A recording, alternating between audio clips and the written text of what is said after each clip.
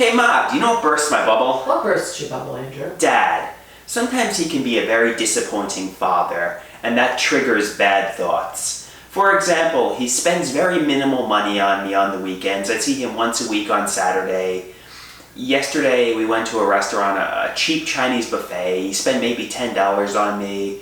You know, he didn't talk about me or his life or my life. He was just talking about wrestling the entire time, and I felt like everything he said had a double meaning. But it probably didn't. He probably was just talking off at the top of his head. And like my CBT psychiatrist, Dr. Natural, said, just because somebody hurt you doesn't mean they always intended to hurt you. That's true. That's a very good point. Sometimes I take things personally when he doesn't, he doesn't realize he's doing it. He's not intending to bully me. I think a lot of people do, especially people that have been hurt a lot in their life. They tend to go to this side of the situation when, matter of fact, there's a video on Facebook I'm going to send to you, somebody posted about how people perceive other people and the total opposite is going on in their lives. It's a very interesting video. But sometimes when somebody has hurt you again and again, it's kind of... They disappoint you, and it's kind of like, somebody who's a drunk driver, they might not have intended to kill somebody. Right. But they're doing it again and again and again. But you know what? And maybe my dad shouldn't, quote unquote, drink and drive metaphorically. Maybe he should make a conscious effort to, ask me questions about what I did over the weekend. Maybe he should share personal, because he keeps his personal life secret from me. Sure. And why does he have no interest? It's like he's seeing me briefly on the weekend, and he has greater plans that evening. Why don't you ask him to go to Dr. Natural and have a family where it's in a setting where you can ask these questions? You might not get answers, but maybe Dr. Natural will say, but at least you got it off your chest in front of him in a what is it, a neutral environment. And I know I sent a text message to him that was pretty much expressing what I felt. And he ignored it. And no, he acted like he was the victim. He acted like, he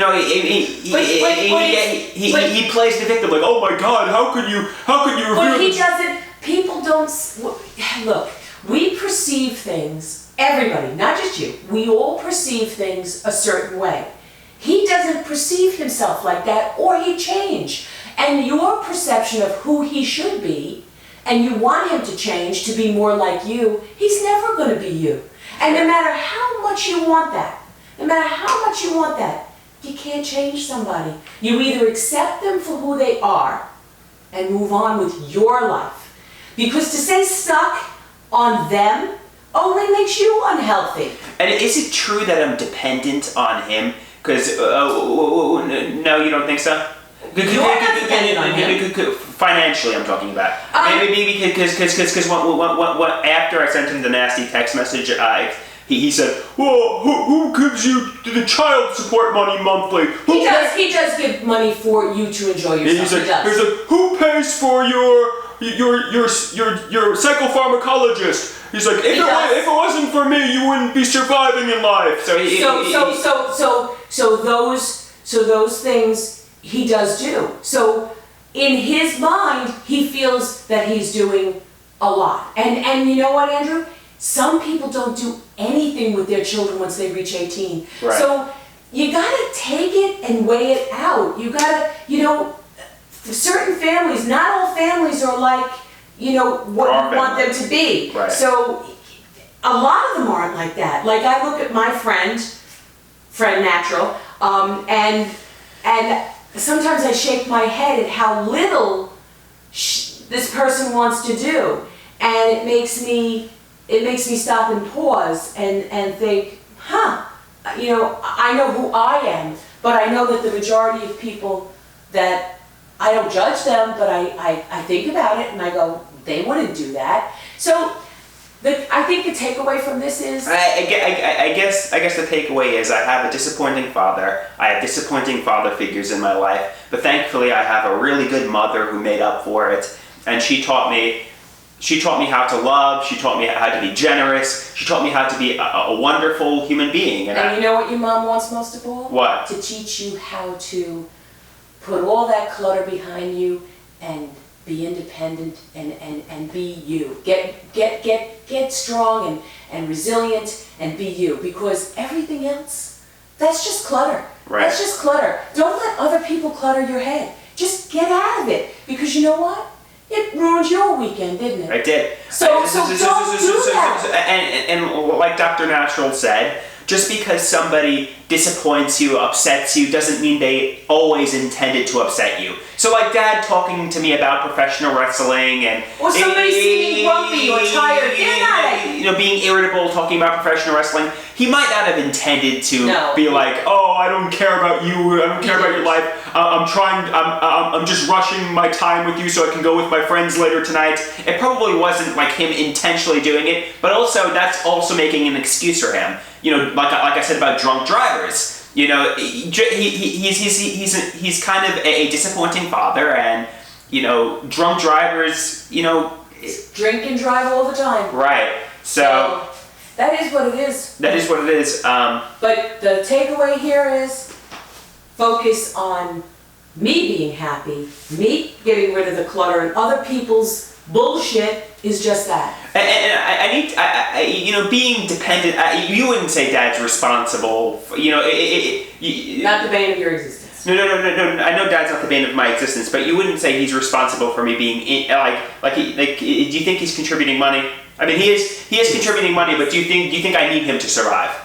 No, I believe you'll get to the point where you're going to work, and you told me yesterday all your plans, and they were fabulous. That's why I was so upset, because everything you told me yesterday that we talked about, you have a plan. Right. Stick to that. Get rid of this shit, Andrew. Who cares if somebody is paranoid about what they do in their life? That's their paranoia. Right. Don't take it on. Don't take it on. And some of the plans were, potentially taking a photography class, potentially taking an acting class, getting involved a part-time job, in the support group art gallery. You have fabulous things. Getting involved in a part-time job, it has to be the right part-time job. But you were saying to me, I think a Starbucks barista or stock at a supermarket or working in a restaurant would be bad for my mental health. But you were saying at the support group that they could get you something that you could start doing. What I was talking about with friends at the support group, you can take a course on the computer, and then you could potentially assist people at the support group, and you can make a part-time job under the disability amount, and you can make some money. And start to get, while you're taking other courses, and start to get to you're fabulous at photography, filming, being on film, art. These are all things, creative things that you can potentially make money in. Moving towards that, taking little goals. You've got a plan. You've got a goal. Set it in motion. Let go of other people's clutter and shit. Don't get caught up in other people's... Just seeing Dad. Did you ever notice every time I see Dad, you have noticed that speak. Yes. You're nodding your head, but yes, I have noticed. So every time you get upset. You get upset. So maybe, you know what, really truthfully, Andrew, how many young people really get that involved with their parent? Not many. So what I would do, if it was me, I would try to find, hiking groups, walking groups, things where you can get social and have minimal interaction with, your aging parents. It's just, you need to be in a young person's, area. You need to be with young people. It's frustrating to you to be with old people. Right. Because old people are frustrating.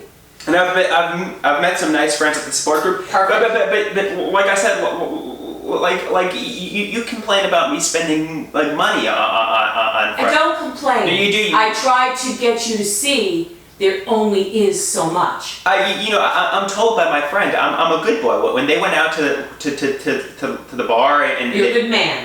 When I went to the lounge and they were spending alcohol, I was trying to conserve money. Like this past Friday, we went out to a museum. We went out to eat. I spent $20 or $25. I didn't spend much money, and I know most people that go out in the city are spending money left and right. I only get But those are people that have a $150,000 job. No, I know, but I'm trying to. It's kind of like a catch-22. I understand. In order to recover, I need socialization, according to Dr. Natural. But in order to socialize, you need money, and I'm trying my best to conserve money. And everybody in your support system, unfortunately, we're not rich, but everybody in the support system is trying to contribute. And we're on disability, Social Security salaries. Unfortunately, everybody in your support system is trying to give you all the things to boost you up in that recovery the best we can. And I know you pay for the train tickets, or you said that actually comes from my money, right? To a degree. I mean, I call it your money. In essence, it would be rent money, but I don't do that. I don't do that. I give you as much as I can possibly give you out of your rent money. Right. So, the key to getting well is socializing, according to Dr. Natural. Moving ahead. Moving and natural, socializing. I mean, if I jumped right into work, I wouldn't know how to interact with people. That's why I would say do it at support, because you want to do slow. Because if you have a bad day, you call up, I had a bad day.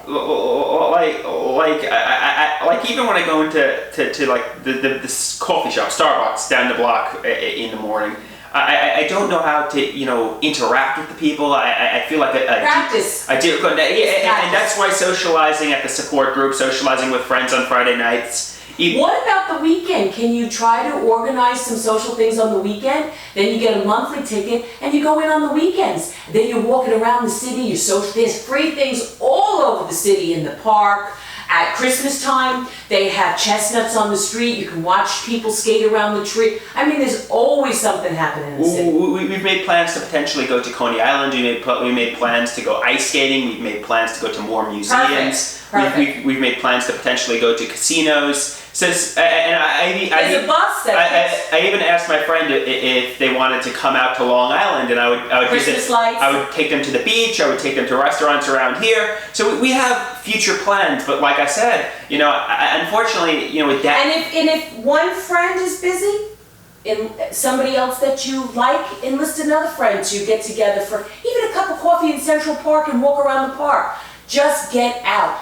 And the more socialization, the better and more relaxed. And you'll realize that there's no great art to it. It's just being yourself. Right. And who cares? See, when we get caught up in our heads, we think everyone is looking at us, everybody's judging us. For the most part, everybody is so focused in their own head, they're not even looking at you. That's the irony here. Most people are caught up in their own thoughts. Okay, so I'm going to give you an example. I went to a Starbucks a few towns over yesterday, and I saw a really attractive barista, like in her early 20s, and she was smiling at me, she was flirting with me, but I feel so defective and damaged, like a flawed person. That's your perception of yourself. That I couldn't even interact with her in a positive way. This is why I like the people at the support group. They've undergone such struggles that it's kind of like I can relate to them more. It's a comfortable place. It's a comfortable place because, I felt so damaged around this barista that I couldn't even... But this is a kid. This is a young person that has no experience in life. So to her, you're a god. You know what I mean? You don't see that. But to her, you're this, presence of... You don't see that. But people do look at you and do smile at you because you come across well. Yeah, right. The more you live in here with bullshit clutter, the more you'll hurt that. So don't do that. Stay in the now. Always stay in the now and get out of other people's heads. Get out of other people's personalities. Okay, so forget them. So basically, I project my negative thoughts onto other people. Absolutely. And stop. And you know what? So I think one negative thought, our minds will focus on. I can tell you over and over and over again, you're wonderful, you're so smart, you're so good looking, you're so talented. You will hang on to that one negative thought and keep thinking that. That's the way our minds trick us. But yet all the positive that's being told to you, you push that aside, you push that down. Right. So I think I'm a defective mentally ill.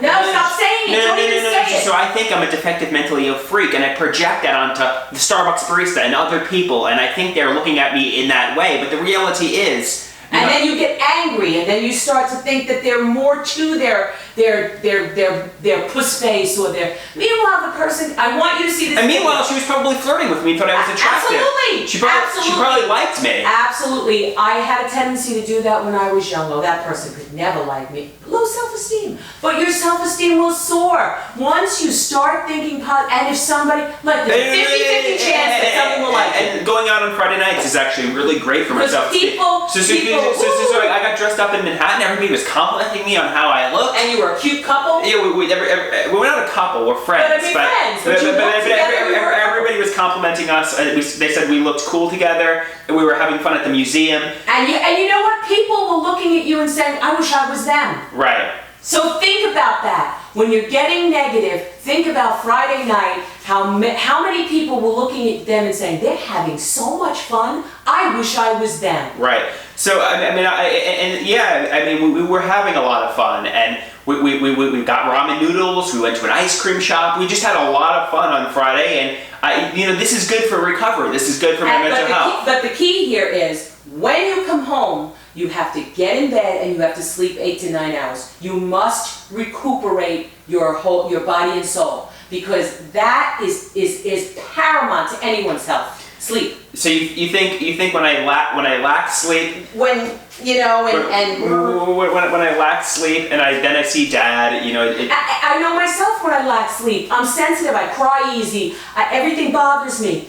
It goes negative. And meanwhile, it's little things that you're thinking or something else, or maybe they're minusculely, how can I put it, what you're thinking, but it doesn't matter. It just doesn't matter. What you're worrying about doesn't matter. Right. It should be, your life is now. Stop getting caught up in old farts' lives. Stop it. Stop. There's no reason to. Take what you can get and move to soar to the heights that you can get to. You're young. And maybe someday Dad will come to me and be dependent on me, and I'll be like, that will happen. The change will come. The change will come. And can you help me? Like I said to you right now, my parents have the power and control over me. Stop power and control. Right now, your parents are helping you. But someday, hopefully, the help that your parents gave you, like you helped me with that form. I couldn't do it. I was so stressed out. You were like boom, boom, boom. As much as I'm dependent on you, Dad, in many ways, I'm higher functioning than you guys, especially when it comes to the computers. I couldn't read that, Andrew. The medical forms. Okay, now for instance, I just got a text from someone that said, "Can you help me?" Now, same age as you, and a family member. Everybody needs help, Andrew. Everybody. So you're not alone. So I'm not alone in the fact. So stop calling it power and control. It's help. Do you think that I'm not helping other people to get off their feet? Right. Absolutely. And there's no major, and there's no shame in it.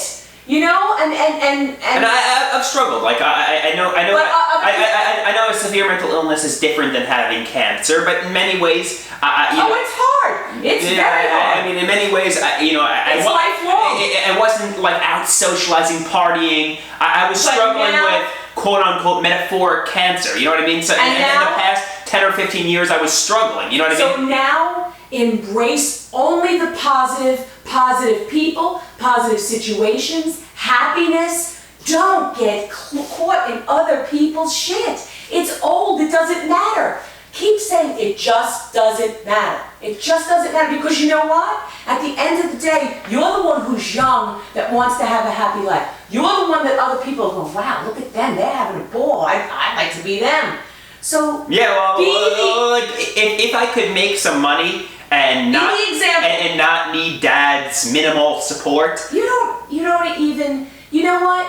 To be honest, if you barely even contacted, it wouldn't matter. So have minimal contact. Just take the care. Just take the help right now. And maybe one day, when I become successful. When you're successful and other people need help, that you'll have a kind heart and you'll help. Even if you feel like, but